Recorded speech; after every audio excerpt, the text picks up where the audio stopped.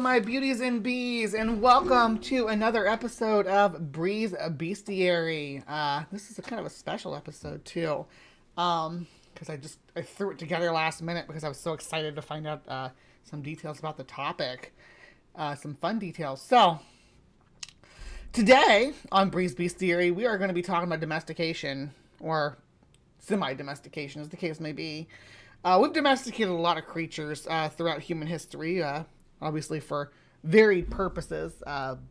Work animals, food animals, cattle, horses, dogs, cats, things that do jobs around our homes and farms in our agricultural setting. Other domestic animals were domesticated for their appearance, for their beauty. And, that can go hand in hand, obviously, with ones that serve a purpose too. Others were just for companionship, though, and even subgroups of the work animals, like say toy dogs. They aren't good for herding sheep anymore, but they're a little companion. So we've domesticated a lot of creatures, right? We've spent a lot of time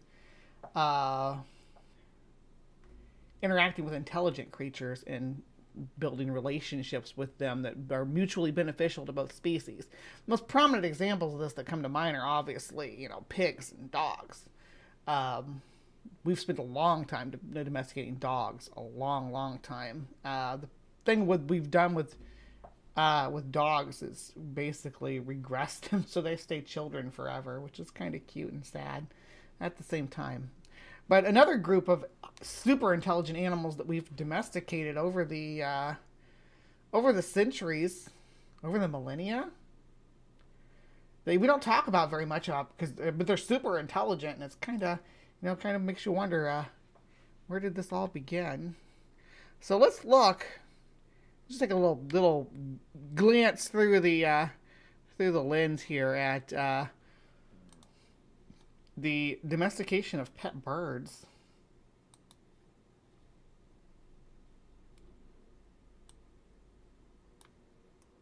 And domesticated.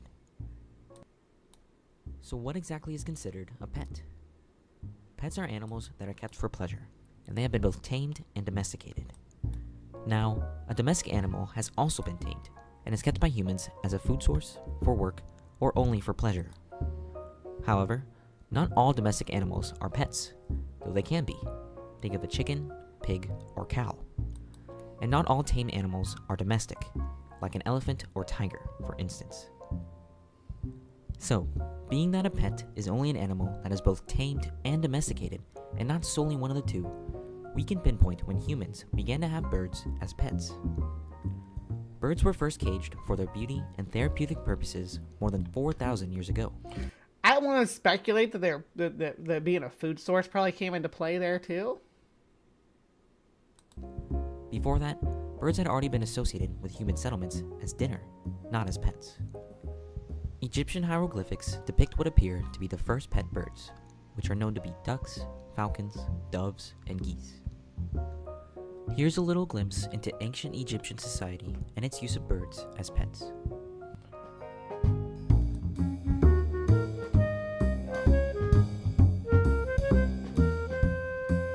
So,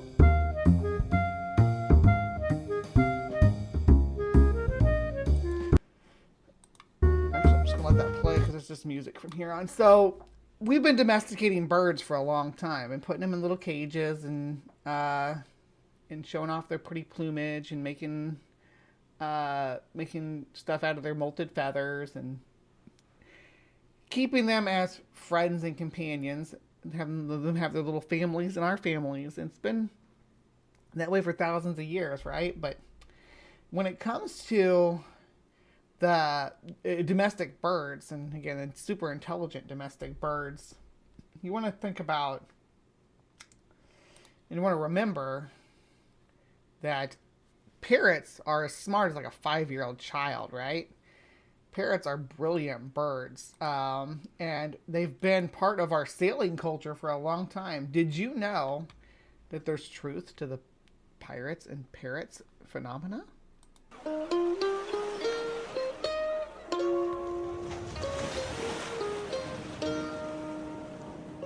Recently, I've talked about tattoos, eye patches, and peg legs, things that are synonymous with pirates for most people. Today I wanted to talk about another association with pirates, the parrot.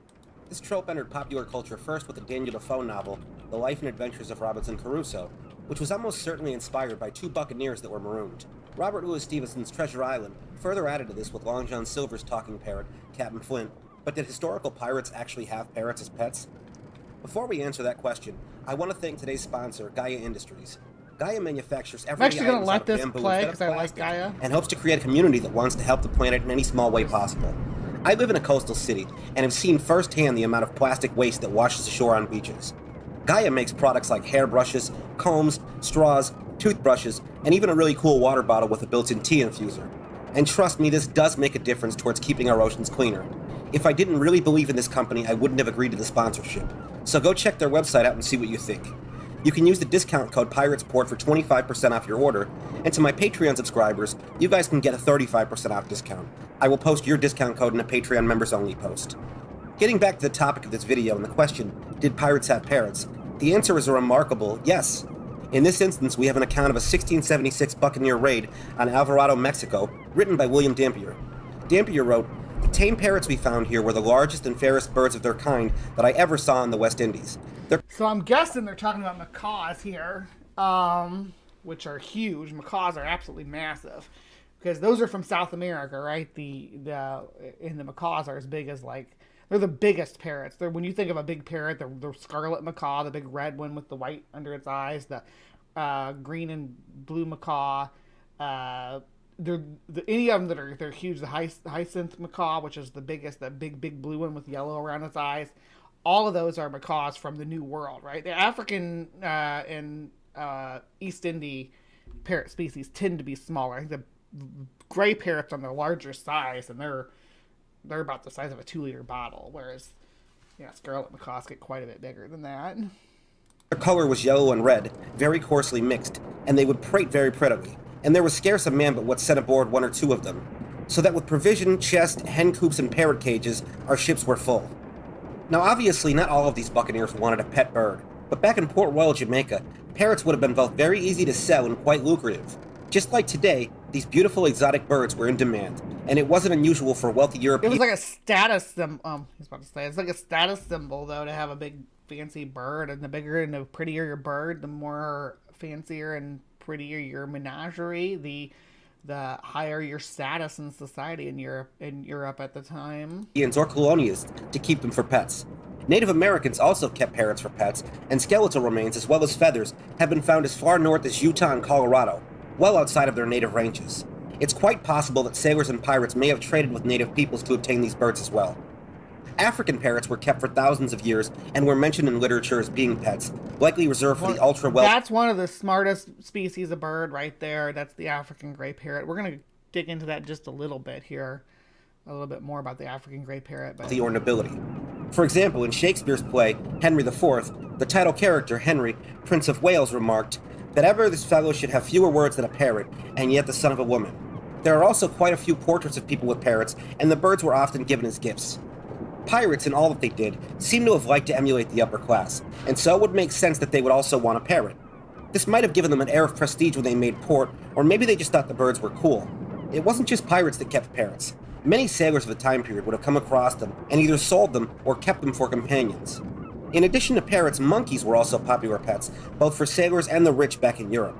We have an account of a 1667 voyage from Brazil to Portugal, written by Denis de Carli, an Italian monk, who wrote, "The ship was like Noah's Ark, for there were aboard it so many several sorts of beasts, that what with the noise and the talk of so many people as were aboard, we could not hear one another speak. The loading was 1,000 chests of sugar, 3,000 rolls of tobacco, abundance of rich wood for dyeing and making of cabinets, elephants' teeth, besides the provision of wood, coals, water, wine, brandy, sheep, hogs, and turkeys. Besides all of this, abundance of monkeys in several sorts, apes, baboons, parrots, and some of those birds of Brazil."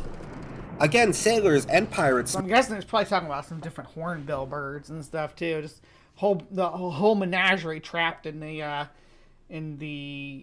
coast of South America and shipped back off to Europe to be sold to rich people. May have come across monkeys and captured them to sell, or just thought they were interesting pets and decided to keep them.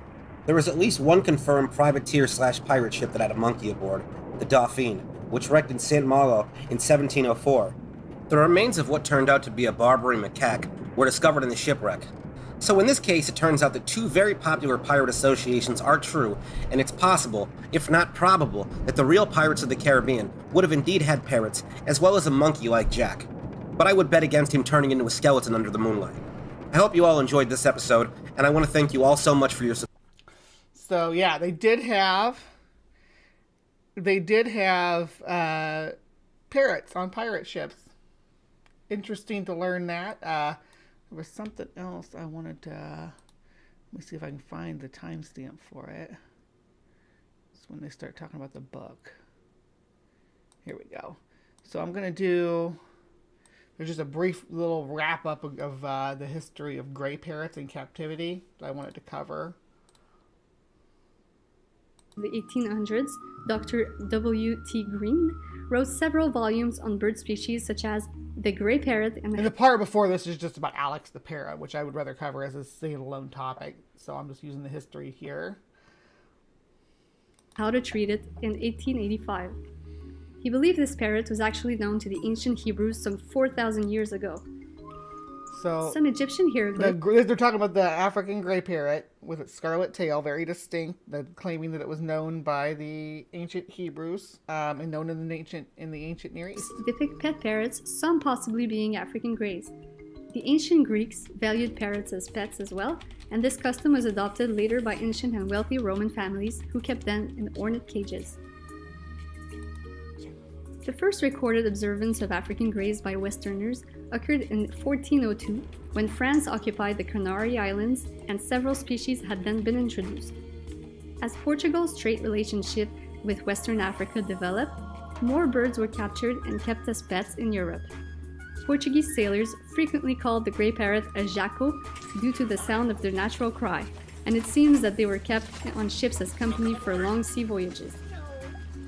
Because you could teach them to say fun stuff. You have a conversation with a parrot, and that's one thing that makes them stand out against the other contemporary ship pets that you could have at the time.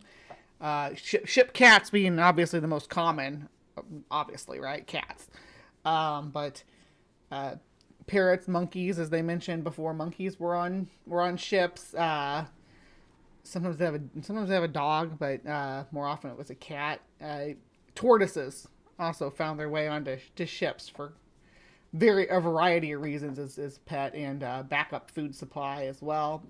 So they had their purposes. So you can tell me what you want in your pirate ship, what kind of animal. But having somebody to talk to like a parrot, a lot better than you can talk to a monkey. I don't know if talking to a tortoise will do you much good, though. In art, African greys appear in paintings of the 1600s by Peter Paul Rubens, Jan Davids de Heem, and Jan Steen. There are a number of literary citations and other examples of early keepings of the African grey as pets. The wealthy nobility of Europe valued them for their attractiveness and speaking ability. A well-known manuscript by the German naturalist Johann Matthäus Bechstein in his treatise on caged birds, written in 1774, describes the African grey owned by Roman Cardinal Ascanius, based on a tale from the Antiche Lectiones of Caelius Rhodiginus, published. Yeah. Me and Dave, Captain Desk, have been talking about ship tortoises last couple of days. Like, ship tortoises were pretty common. Probably more common than monkeys. Maybe at least as common as parrots. Yeah. In Florence in 1516 AD. Ascanius's pet parrot, which he paid 100 pieces of gold for, that's about $15,000 nowadays, could recite the Apostles' Creed in an articulate and uninterrupted manner. In the 16th century, Henry VIII of England kept an African grey parrot at Hampton Court, which reportedly amused itself by calling the boatmen from across the water to the palace, who then had to be paid for their efforts crossing the lake. This royal... I gotta say, Team Parrot is rocking it on this poll today. Go Team Parrot. Go Team Parrot. Birds don't get enough love. Both tortoise and monkey are kind of circling the drain here. Do we got any monkey love? I can't believe there's not more monkey love in this side chat. And where are my tortoise people at? The link with African greys continued down the centuries. The oldest surviving example of bird taxidermy is an African grey that can be seen in the Westminster Abbey in London. It was the pet parrot of Frances Teresa Stuart, the Duchess of Lennox. Considering that's the oldest taxidermied bird, that's actually pretty well done. I don't imagine they had a lot of options for the eyes, so I mean, I can excuse them not being gold, or even that the gold in there faded, but fantastic. And lover of King Charles II. It died in 1702, shortly after its mistress. Queen Victoria kept an African grey called Coco at Sandringham. It was bought for her by Prince Albert just before Christmas 1840. The bird had an English vocabulary of 800 words and could speak several sentences in French. Whenever anyone lifted a wine glass, this bird would hold up its right claw and lustily sing out, "Her Majesty Queen Victoria's good health." Members of the royal... That's so cute, as you can teach them to go off visual cues. They're so amazing. These are amazing birds. Family loyally taught the parrot to sing God Save the Queen, apparently much to her amusement. Marie Antoinette in the late 1700s had an African grey. George V owned a Congo African grey parrot named Charlotte, just like mine. He obtained her in Port Said, Egypt, when he was a young midshipman in the Royal Navy in the 1880s. Charlotte attended the King's Privy Council meetings. Perched on His Majesty's shoulder as he read through the royal red boxes, the parrot would cast a critical eye over state papers and confidential documents, shouting, "What about it?" in a high-pitched voice. When the king fell seriously ill, Charlotte spent a symbol of royal prowess, obviously, right? hours pacing and muttering, "Where's the captain?" During his convalescence, she was the first visitor the king requested. Charlotte flew to his shoulder and danced and bobbed, exclaiming, bless my buttons, all's well." Prime Minister Churchill kept company with an African grey parrot in the mid to late 30s. According to his daughter, it was quite disagreeable and frequently bit those who tried to curry favor with it. Some of these are... In 1990, the Royal Navy court-martialed their mascot African grey named Lord Nelson. Nelson had flown into a fit of rage when Petty Officer Stuart Barry Stone raided Nelson's nut ration on board the Portsmouth-based frigate HMS Hermione. Nelson found himself up before the beak before Captain Andrew Rich. He was found guilty, had his wings clipped, and was demoted to the title Able Parrot. Had his wings clipped. That's horrid. Do not clip a bird's wings, please. Please. Jonathan the Tortoise is almost old enough to have been a pirate. That's true. African greys continue to sail today as pets on private vessels. A famous African grey named Sunny served aboard a Royal Navy frigate in the early 21st century and frequently used colorful language at inappropriate times. Sunny was actually removed from the wardroom of the Royal Navy frigate in advance of a visit by Queen Elizabeth II. The captain and crew were scared the bird might insult the Queen or Prince Philip. The royal couple would have dined to a backdrop of swear words and catchphrases including arse, bollocks, you ain't seen me right, and Zulus, thousands of them. Sunny, who had her own service number of RN Parrot number 1, was taken ashore before the royal visit to HMS Lancaster at Portsmouth in 2004. She later developed a nervous condition and retired to Wales, where she's happy and learning new, less salty I guess words. that one does have more silver eyes. I always think of them with like gold eyes when I think African greys, like that color. The undisputed top talker as far as grey parrots are concerned is Prudel, who was rescued as a chick from a nest in a felled tree in Uganda in 1958. Brought to the UK by her owner, she went on to win the title of the country's top talking bird at the National Exhibition of Cage and Aviary Birds for a record 13 years in succession, building up a vocabulary of more than 800 words and retiring undefeated in 1977. What a cutie.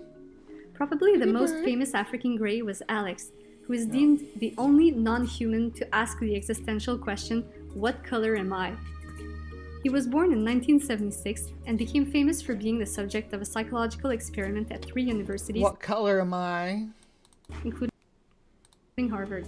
He was unique in his ability not only to learn names of individual subjects, but to also identify them by their color and shape. He was purchased at 1 year old from a pet shop in 1977 by Why did it go back to the wrong screen? Hold on.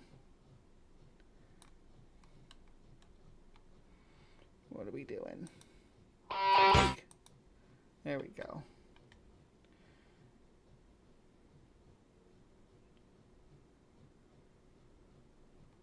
There we go. Sorry Irene about that. Pepperberg, a scientist and animal psychologist. At the time, her study consisted in testing primates, but she also chose to test the bird for over 30 years. According to Pepperberg, Alex had shown the intelligence of a 5-year-old human and the emotional level of a 2-year-old. She also argued that the intelligence of Alex compared to one of a dolphin and ape. When asked about a shape, color, or material of a certain object, Alex could give precise description. He was shown a set of keys in different sizes, shapes, and colors, and could identify all easily. When placed in front of a mirror, Alex inquired the question, "What color?" referring to himself, which is the first existential question ever asked by an animal. It is assumed this was simply a lucky and irrational question at the right moment, but some argue otherwise.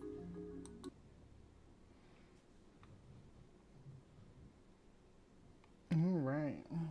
How long has this one got? So Alex you're died wrapping up here suddenly in just a minute. 2007 at the age of 31, even though he seemed to be in perfect health. How intelligent are African greys? Harvard University's psychology department held an experiment testing griffon and African grey. It was a classic Piagetian test. Show a child 2 identical glasses of juice and ask which he or she wants. The child will giggle and say the amounts are the same. You then pour the juice into separate containers, one tall and thin, the other short and squat, and again ask the child to choose. Until about age 6, children typically choose a taller container, believing it now holds more. Griffin, by comparison, wasn't thrown off and was even smart enough to see through subsequent tests designed to fool him. We hope you enjoyed this short history of African greys. If you did, please give a like and sub to our channel. More importantly, stay tuned for the history of more species of birds. You may also want to visit our Etsy page for some pretty handmade earrings of birds of around the world. Thank you. All right. So that was a little bit of bird history, a little bit of history about our domestication of parrots. I hope you enjoyed that little segment of Bree's Bestiary. Please remember to be kind, take care, and we will see you next time.